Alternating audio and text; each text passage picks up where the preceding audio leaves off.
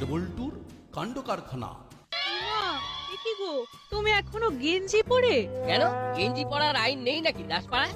আরে, আইনের কথা উঠছে কেন? গেঞ্জির সঙ্গে আইনের কি সম্পর্ক আছে সেটাই তো বুঝলাম না।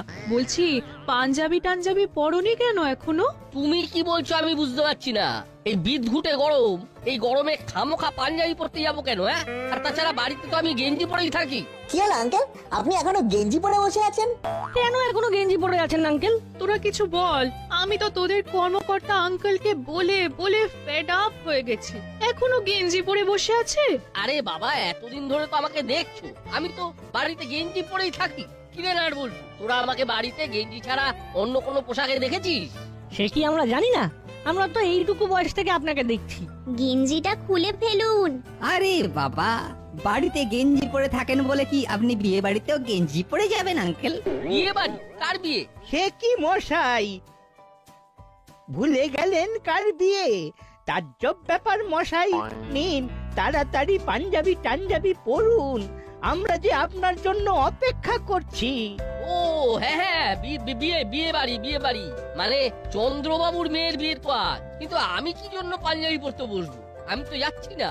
হ্যাঁ, তুমি যাচ্ছ না মানে? পাগল, যার দিনকাল পড়েছে, বাড়ি তালা বন্ধ করে কেউ বাসে করে দাসপাড়া থেকে হৃদয়পুরে নিমন্ত্রণ খেতে যায়, এর মানেটা বুঝছো? না, বুঝিনি, আমাকে বুঝিয়ে দাও। তার মানে হলো হোল নাইট বাড়িটা বেহেফাজত থাকবে। ইম্পসিবল। বাসে করে পুরো দাসপাড়া চন্দ্রবাবুর মেয়ের বিয়ে খেতে যাচ্ছে। একবার ভেবেছো যে হারে চুরি বেড়েছে, তাতে ভালো মন্দ কিছু ঘটে গেলে তখন কি হবে? আপনি একা দাস পাড়ায় থাকবেন? আমি থাকবো কর্মকর্তা আঙ্কেলের সাথে। আমিও বা বাদ থাকি কেন? নাটো যেখানে, পল্টু আর সেখানে। আমি কি করব বলতো? তুই আমাদের প্রতিনিধি হিসাবে বিয়ে বাড়ি অ্যাটেন্ড করবি। আর আমাদের হয়ে মাংস, মাছ আর মিষ্টি খেয়ে নিবি তুই আর রেঞ্জদা, ভাগাভাগি করে। এই সত্যি তোরা বিয়ে বাড়ি যাবি না? না গো, তোমরা যাও। আমার কেমন যেন মন বলছে কর্মকর্তা আঙ্কেলের কাছে থাকা উচিত। বল্টু, চল আমরা আমাদের কথাটা আমাদের গার্জেনদের বলে দিয়ে আসি। ছেলে বটে নাট বল্টু। একদম নিখাত সোনা।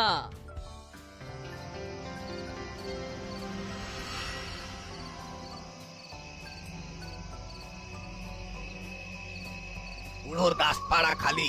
আমরা এখন মালি যত্ন করে জিনিসপত্র ফাঁকা করব।